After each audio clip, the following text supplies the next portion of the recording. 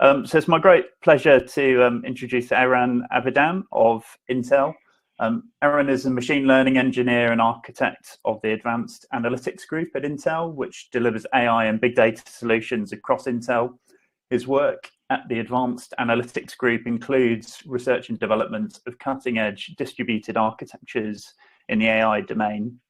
So let's give a warm welcome to Eran, and we can get started. Over to you. So hi, everyone. So I was introduced very formally, very excited to be here starting this presentation day. And today I want to share with you and give you a bit of an overview of what we did for our sales department at Intel. Actually a project building and maintaining a knowledge graph we started working on 2 years ago.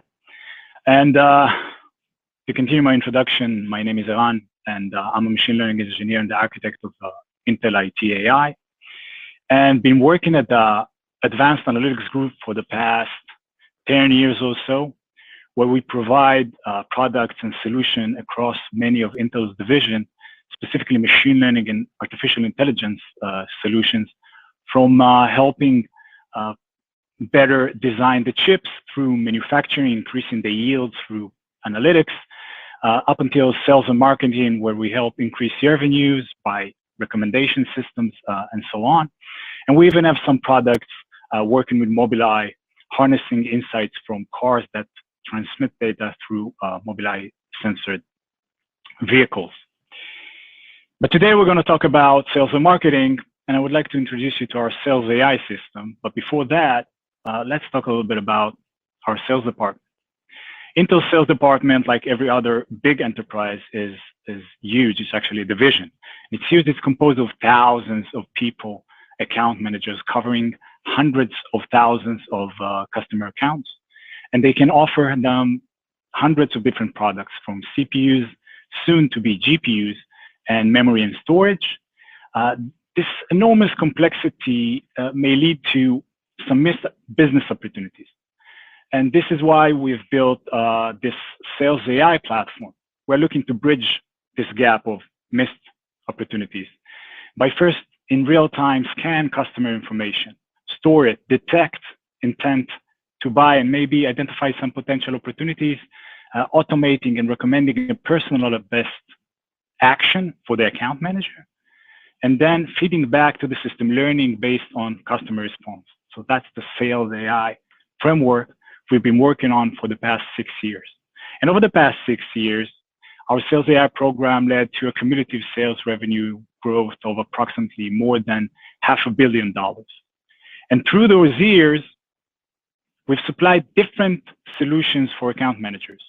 And to give you an example, one such solution is called the Sales Assist, as it assists account managers in identifying new business opportunities with leads about their respective customers. For instance, an account manager can open his dashboard and see the companies that he or she covers, and see that company A, we're going to talk a lot about company A, is about to attend a conference. Or maybe they browsed Intel website for products they never purchased before, and this may lead to a business opportunity. And over the years, we supplied many such solutions, but then we started thinking, well, all these insights that we give account managers, are they visible for any future model or system that inquires about company A? Or do we even have a single layer of sensing where we store all the information we collect for future progress? Do we store back all the insights into that same place where someone can query about company A and get all the information back? And the answer, as you can imagine, was no, we do not. So we decided to starting now. We decided to record all activities as well as insights into a single centralized place. This would basically simulate in the sensing part what an account manager would do. So we look at sensing at scale in a nutshell. What I'm talking about, to give you an example, it starts from basic information that the company gives us when it enrolls into Intel's program, like location and maybe the field it works in. Then we can start recording some internal information, sales transactions, what they bought, how many, maybe what courses they took in, for Intel products, up to collecting customer website information and going through social media and recording these activities as well.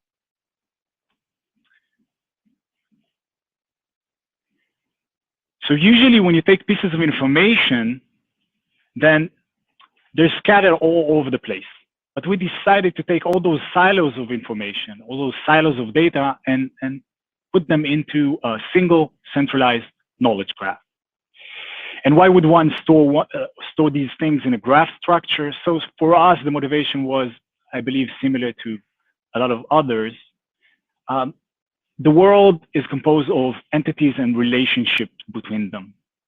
So this makes things very easy to explain. When you give predictions or even a simple analysis of a situation, you can show a graph and it makes sense. When you want information about some kind of entity, for instance, company A, everything is really close. So I want things about company A, everything is 1 hop, 2 hop, or maybe 3 hops away, but I get this nice image about company A. And since everything is really dynamically structured and you're not limited to any schema, you can simply add more data easily, connect it to company A if it's relevant to company A. And when you have started growing a nice knowledge graph, then you can infer knowledge directly from that graph simply by traversing it or running simple graph algorithms. And later on, you can use that graph as it grows and it grows as a really great knowledge base for AI, as we're going to see in a few slides.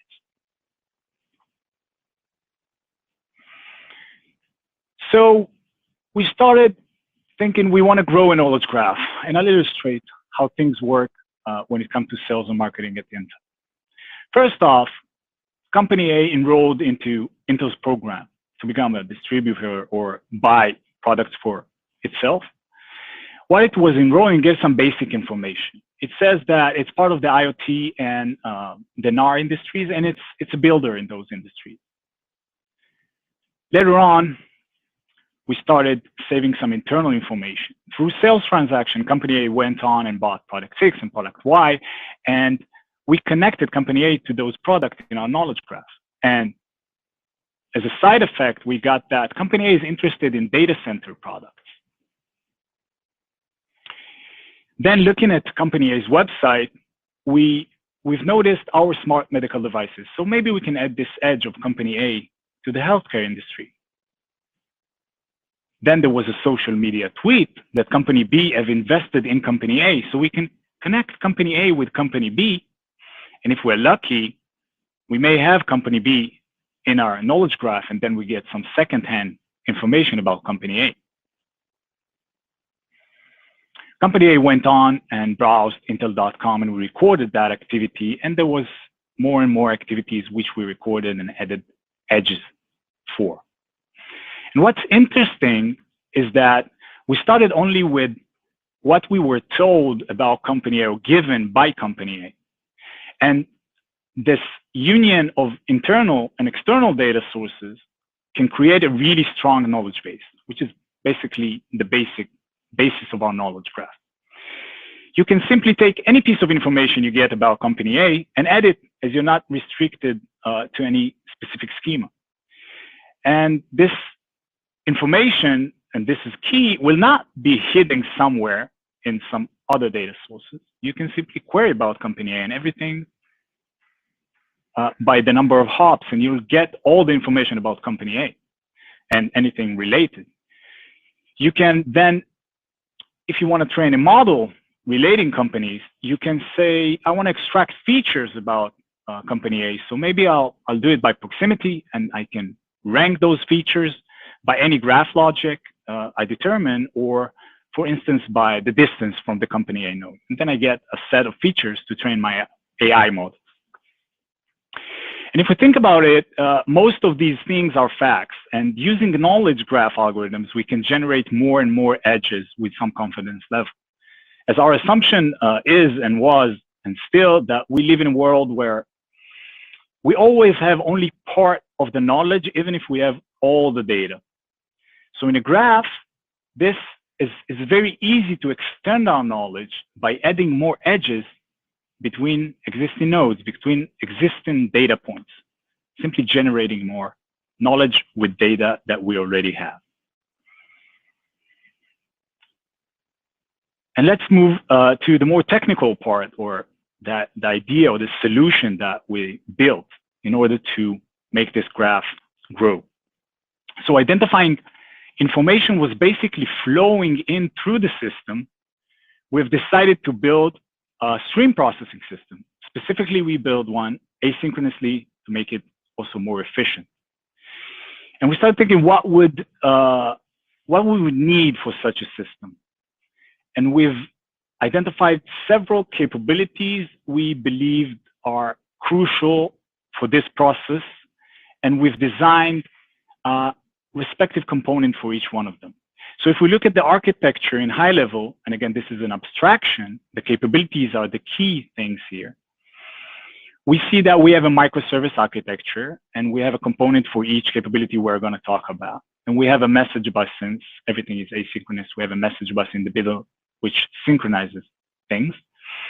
And there are loaders, which load internal data. And because this is the basic information we have, and we knew we wanted to load it, but then we knew we wanted to transform it somehow into graph formation. So created the transformers, which is the second capability. We wanted to enrich this internal data with external information. So we created the extractors, which go out to the web and fetch new information about internal information we already have. Everything needed to be persisted into a graph database, so we created the graph builder. And to keep everything up to date, specifically the external information, we created refreshers.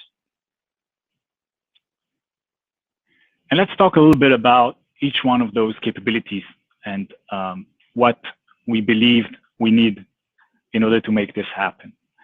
So the loaders, they import internal data, as I stated, and they support a variety of sources and formats. It's kind of a plugin system. It's a microservice-based architecture, and they work with a push or a pull. They can query daily from a SQL database, or they can get a push notification from the file system that the CSV have just arrived. They load the data, they convert it into JSON format, and publish it to the message bus to later be transformed and persisted. So the loaders are fairly simple. The second capability, this is actually the basic processing unit of the system, are the transformers. And these do the most, let's say, probably are the most busy logic-wise, as they convert information into graph semantics, into graph formations. They're always on, they're asynchronous, they're stateless, which make them by nature extremely fault tolerant and scalable. We specifically use the Kafka streams technology, but you can use whatever you want. The transformers know how to transform information into graph formations by configurations per entity. This specific transformer knows how to transform product information, which it gets from internal data or external data, into nodes and edges. And it does so simply by configuration. We've created a nice YAML-based DSL that tells which fields become which node, and which field becomes which edge, and which nodes it connects. And it goes on. And this DSL became more and more robust up until a system analyst can simply configure any new source information it finds in order to instruct the transformer how to transform this information into nodes and edges. So that's, let's say, like the middleman, the expert in the middle. Since the internal information is not enough, we created the extractors, which actually extends transformers. They also transform the information into graph formations, but they also enrich it with some external information. So on top of being configured per entity, per product in this case, they're also configured per data source. You would need to instruct them how to get this external information and what to do with it, with what kind of post-processing to do with it when they retrieve that information. For instance, running matching algorithms of sort and scoring the validity of the information they just got, they just received, that is. The next capability is the most the busiest place in our system, is the graph builder. Its only chore is to translate those graph formations into graph querying language. In our case, we support Cypher as we work with Neo4J. It's the most prevalent, I think, GQLs out there. And the graph builder, you can think about it like a microservice data layer. Nobody writes to the graph database but the graph builder, since you want to keep everything in check. You don't want any other processes disturbing your throughput or the integrity of your knowledge graph. And the graph builder, same as every other microservice, is very scalable. So you can scale it out or in, depending what throughput you need and what resources you have. And a few words about the graph database we chose, Neo4J. So when we started working it 2 or 3 years ago, we've examined many graph databases. We found Neo4j to be the most mature and fairly stable one. It's really easy to use. It supports Cypher, which actually decouples us from Neo4j, as we can always switch to other databases that support Cypher, that work with Cypher.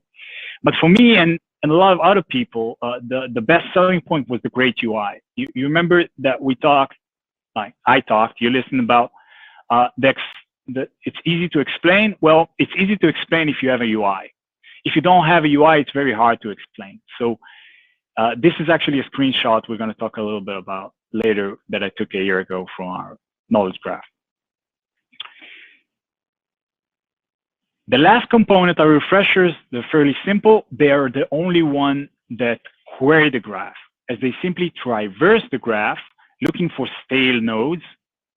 Once they find the stale node, they trigger an extractor, in this case a product extractor, in order to fetch and refresh that data or that information in the graph, and they move on to look for other stale nodes. And if you want to keep your graph up to date, you should have a few running and traversing the graph. They're like agents looking for old nodes and edges and updating them as time goes by. So this was our architecture, but let's talk a little bit about what we did with it and what the graph structure actually looks like. So the first thing that we were approached with, like some kind of proof of concept, was the business wanted to get a view of customers and their partner companies. So how would we configure the system to get partner companies for Intel customers or companies we already have? So we configured the system in this manner, right? We needed a few loaders, sales, company, product. We needed the corresponding transformer for each one of those loaders so we can transform this information into graph formations. And the key configuration here, or the key implementation, was the partner extractor, right? The partner extractor was implemented by crawling a partner page in the company website, analyzing the logos through deep learning models, and connecting the company with their partner company's URLs. So in order to keep this up to date, we also put in partner refresher. And after configuring the system this way and letting it work for a few days, we got this nice graph that we can infer knowledge directly from simply by querying it and getting this nice UI. And what we see here is that we have company, URL, cell, and some other companies. And here we can see an image of 2 companies that buy things from Intel and their partner companies. So if we look at specifically at the graph formation we chose to use, and since this is, let's say, quite different than you would expect, basically, in order to keep things dynamic, everything that has more than a single relationship is a node, as you cannot connect a single edge between more than 2 nodes, right? URL can be used by several companies, so we deemed it a node. Sale is an action of purchase. You can say company A purchased this product, but it's also a sales transaction that may have different relationships such as buyer, seller, product, etc. So we made it a node as well. So we were pro node as it makes things more easy to manage, easy to persist, and you would not lose any information. But while it's great for inferring simple or inferring knowledge directly from the graph by simple queries, it is not optimal for training machine learning models, as we will soon see.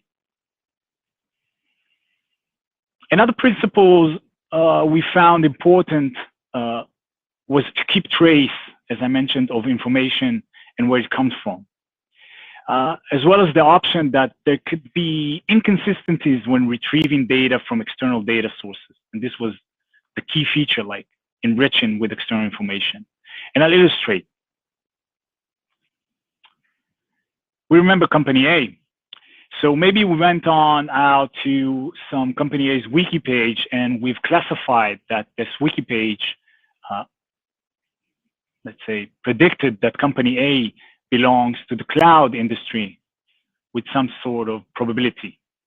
So we can do this, but then we lost a lot of information along the way. Like, we lost that company A belongs to the cloud industry through this wiki page, which also talks about NAR, and also what if company A has another wiki page. So we want to keep track of all these things, and then maybe company A belongs to the software industry through some wiki page and the cloud industry through another wiki page, and maybe later on we would like to run an algorithm on top of all our wiki pages, reclassifying them, since we got like a better algorithm, and we do not have to touch or change anything with company A, since everything goes through those wiki pages. So that just gives us more flexibility, and we don't lose any information, which is basically, we want a good knowledge base. So we kept everything. Having said that, what I said about machine learning, this may require to query a SAP graph for training machine learning and artificial intelligence models. As knowledge graph algorithms usually aim to capture some sort of correlation between nodes and edges, be it link prediction, entity resolution, for instance, deduplication, classification, by using other nodes, or maybe even link-based clustering.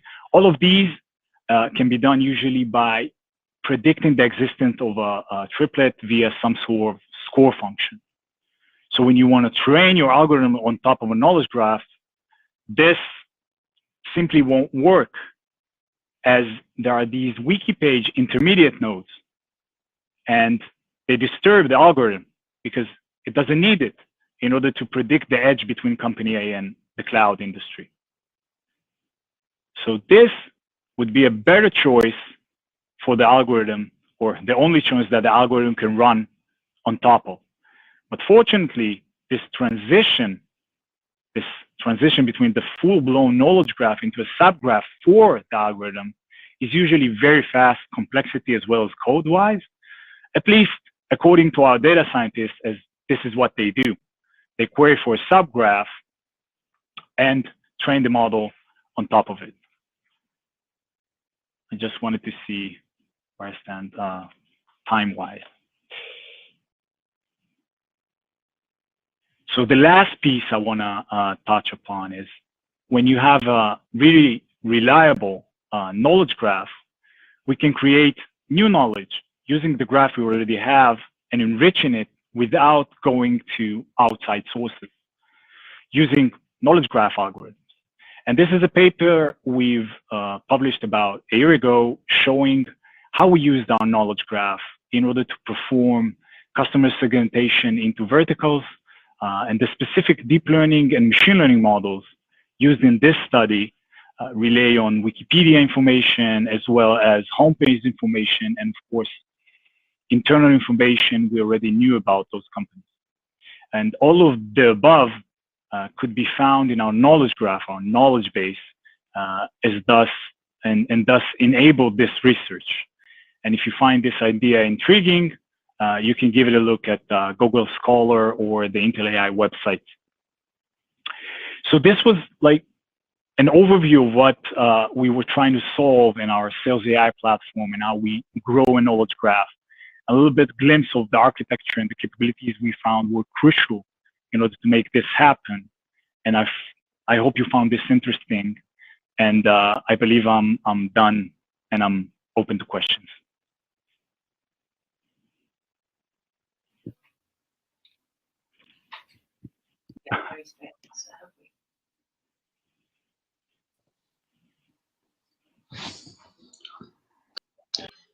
We do have a couple of questions for you, actually. Okay, so some people were asking, how did you manage to use Neo4J with triples and the semantics part and all of that stuff? But actually, they already answered among themselves that there is a plugin that for Neo4J that allows you to do that. So I'm going to give you a more specific question, which is, what is the schema that you keep inside Kafka? And if you serialize your graph data as JSON-LD or something similar. Okay. So, what was the schema that? What's the schema that you use inside Kafka? What do you mean? This is the question. No. So I'll be happy to answer it, but I don't really understand the question. So whoever asked the question, it's probably a good question. So you can ask me like in Slack, maybe we can talk and you can explain the question and then I'll answer it. Maybe George will do it, yeah. Okay, sure. Let's see what else we got there for you. Right, we have a question from Tzvi, who's asking, how would analysts or business users garner insights from your knowledge graph, or is it only for use by data scientists? Oh, so for leads, like the beginning of the process, finding simple insights, like the partner company insights we saw, system analysts can take this, query the graph, manually looking for some insights before we start automating them, showing those snapshots to the business units to see if they're viable. And if they are, we can start building more robust models and solutions that they won't need the graph image anymore, like the drawing. They will simply get the recommendation according to the graph. But this is mainly, the querying is done for the first stages when you're looking for hints of things which you can get benefits from, opportunities from. Okay. There's another question from Matthias Sisbue, if I'm pronouncing correctly, who's asking whether you can speak about the iterative process to build this from scratch. So actually, it's as you've seen, it's composed of like 5 different microservices with the message bus. So this is more of a software engineering question, because we put everything into place, like all these capabilities, and they were empty, right? They did like simple things, or they almost did nothing. And then we started, once everything was ticking, we started putting in the logic inside the system. And but that's an iterative microservice framework development process we use most of the times. We put the entire framework, like the key things in the framework, we mock it, and then we started putting the logic inside. Okay. We have another question from Deborah, who's asking if you could further expand on how you handle entity resolution, meaning how the loaders and transformers know that 2 websites are referring to company A, but they're, for instance, spelled differently.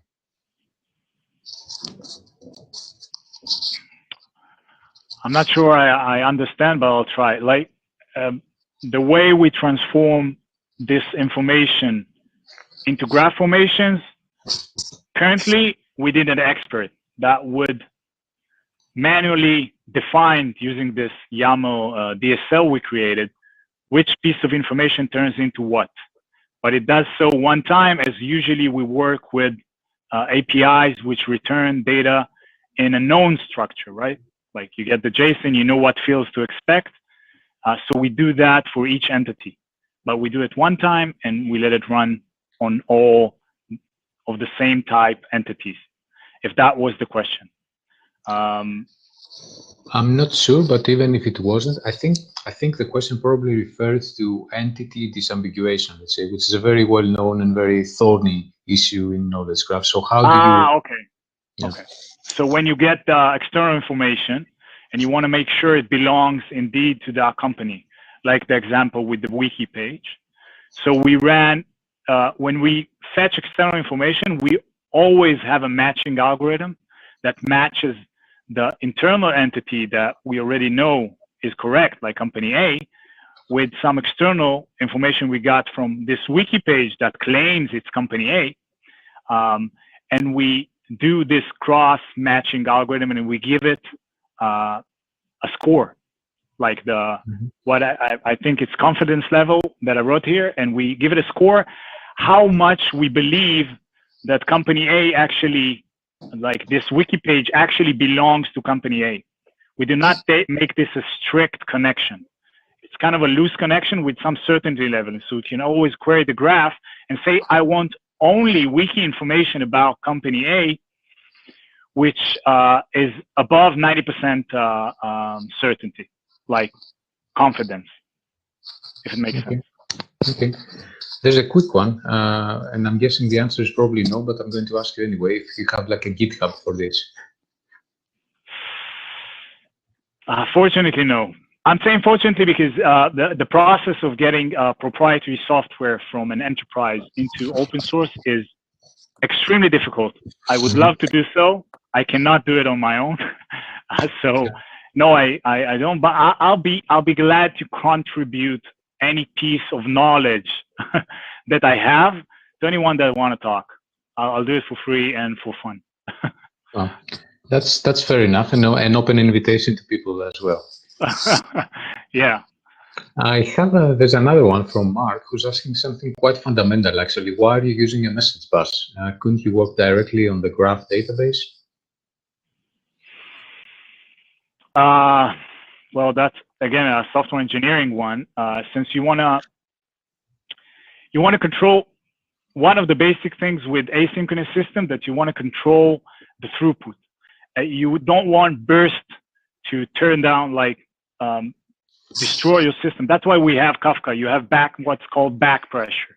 If you got a lot of information flowing in and you don't have enough connections to the database and the throughput of the database is not enough because there's an IO limit, the bottleneck will probably be your graph builder, right? And you want things like to queue up behind your graph builder. You don't want the service itself trying to query the graph, because a lot of services will try to query the graph and they'll just bring it down. You want to control the throughput. And that's one of the reasons you use a message bus, and one of the reasons Lambda functions use SQS, etc. Okay, makes sense. I think we're good, actually. I mean, we can, as you said, you're on Slack as well, so you can continue the conversation there if people have even more specific questions, because I think some of them were actually quite specific already. So I guess we're good to wrap up. Thank you once again, Eran, and we'll see you. Thank you. Thank you. Bye-bye. Cheers. Bye.